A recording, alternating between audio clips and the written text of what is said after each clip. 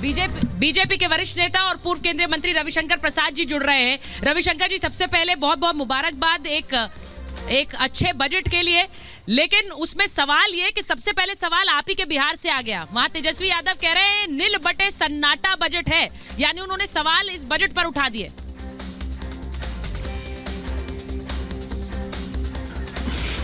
नहीं, मैंने ये भी सुना है कि हमारे मुख्यमंत्री ने कहा कि मैंने तो सुना ही नहीं बजट, कोई उसने पूछा। तो ऐसा है कि हमारे मुख्यमंत्री जी आजकल कुछ नहीं सुनते हैं। उनकी पार्टी के विरोधी भी कुछ बोलते हैं तो कहते हैं मैंने सुना नहीं।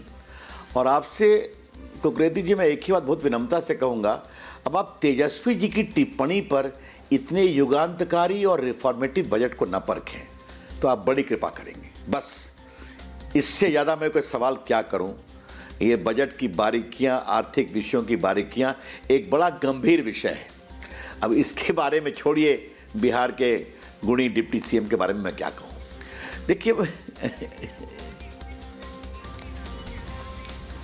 जी, मैं आपसे सीधे ये कहूंगी कि क्या ये महाशक्ति बनाने वाला बजट है, क्योंकि आपके सरकार के ज्यादातर मंत्री इसे इसी तरह से सामने रख रहे हैं कि एक ऐसा बजट जो देश को रफ्तार देगा और महाशक्ति बनाने की तरफ आगे अग्रसर बढ़ाएगा। रविशंकर जी, देखिए, आप दो तीन चीजें ध्यान रखिए।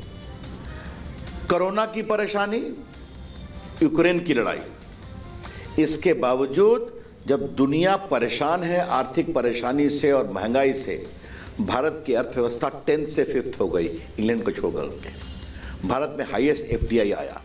भारत में इंफ्रास्ट्रक्चर, 220 करोड़ लोगों को मेड इन इंडिया वैक्सीन लगा मुफ्त में, 80 करोड़ लोगों को खाना खिलाया गया 2 लाख करोड़ के एक्सपेंडिचर से, और 11 करोड़ किसानों को जो 1 लाख करोड़ रुपये दिया था उसमें कभी कोई रुकावट नहीं की गई।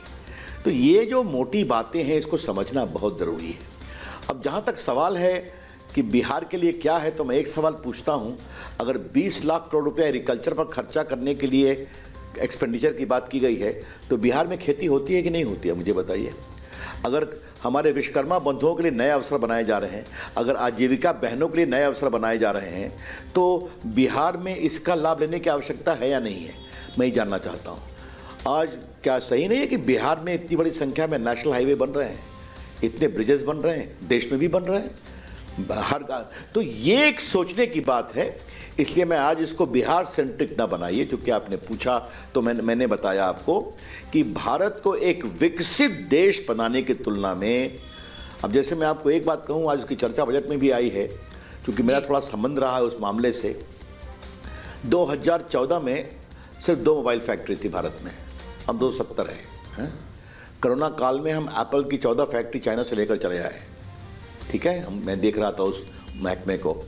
आज मुझे बताइए कि भारत में मेड इन एप्पल हो, सैमसंग हो, बाकी मोबाइल बाहर जा रहे हैं हजारों करोड़ रुपए के, और अब भारत में इंपोर्ट बंद हो गया और भारत दुनिया का 2nd बिगेस्ट मोबाइल मैन्युफैक्चरर हो गया। स्टार्टअप मूवमेंट में देखिए, आज भारत में 100 यूनिकॉर्न हो गए, 90,000 स्टार्टअप हैं। यूनिकॉर्न का मतलब क्या है? $1 बिलियन रेवेन्यू रोल ओवर, मतलब 7,000 करोड़। नौजवान बच्चे, इसीलिए उसको अब एग्रीकल्चर में लाने की बात हो रही, डिजिटाइजेशन, स्किलिंग और स्टार्टअप मूवमेंट।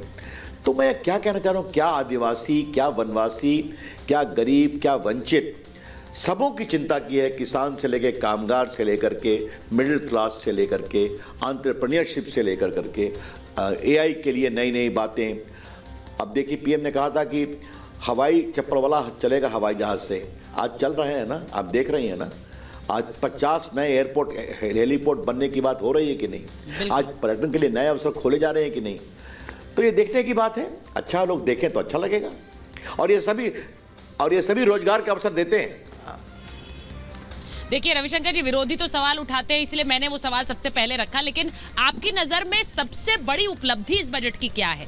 आप किसे, वो कौन सा पॉइंट है जो आप सबसे ज्यादा उजागर करना चाहेंगे इस बजट में?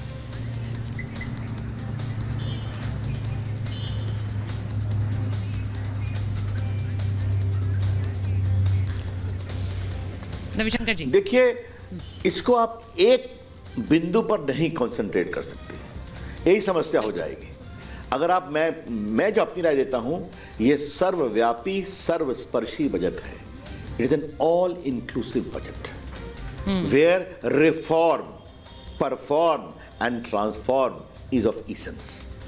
सुधारो, बदलाव करो, अपनी तरक्की करो।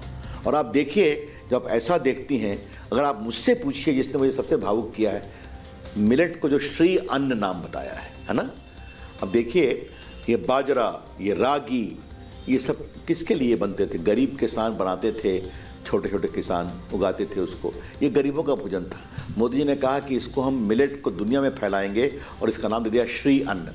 अब आप देखिए, योगा पहुंचाया दुनिया में, हाँ, भारतीय आयुर्वेद को पहुंचाया, भारतीय काढ़ा को पहुंचाया, अब भारतीय खाना भी पहुंच रहा है। तो भारतीय जीवन दर्शन, भारतीय संस्कार, भारतीय सोच, और पुतिन से भी बोला है कि ये समय युद्ध का नहीं है, ये समय शांति का है। और G20 में उसको स्वीकार भी किया गया। तो ये जो पूरी भारतीय संस्कार, भारतीय संस्कृति, भारतीय सोच, भारतीय सद्भाव इस बजट में वो भी दिखाई पड़ता है। ये मैं आपसे कहना चाहता हूँ। मैं रविशंकर जी, जो एक 7 लाख रुपए का टैक्स एग्जेम्पशन आपने दिया, इससे जनता तो गदगद है, लेकिन आपके विपक्षी कह रहे हैं कि भाई ये तो एक चुनावी बजट है, चुनाव के मद्देनजर ये ऐलान है, ये चुनावी घोषणा थी। अब देखिए, वो सब कुछ चुनाव की नजरों से देखें, हम नहीं देखते। क्या हमने पहले इनकम टैक्स में एग्जेम्पशन नहीं दिया क्या? जरा याद कर लीजिए। और सबसे बड़ा बदलाव क्या किया कुकरेती जी, समझिए कि उन्हें देश के लोगों का आह्वान किया कि आप ईमानदारी से टैक्स दो, टैक्स भरो, ईमानदारी से पैसे कमाओ। और ये तभी होता है जब मोदी जी की सरकार ईमानदारी से काम करती है। आज 27 लाख करोड़ रुपया जनधन में गया है कि नहीं गया है?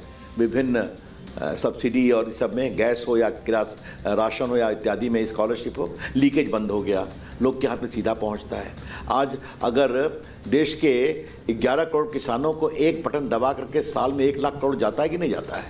तो जनता इसको देखती है, तब लगता है कि नहीं भाई, हमें टैक्स देना चाहिए।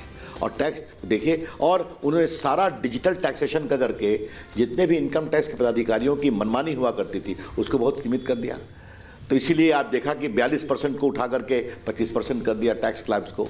तो ये सब चीज़ें होती हैं, जनता समझती है।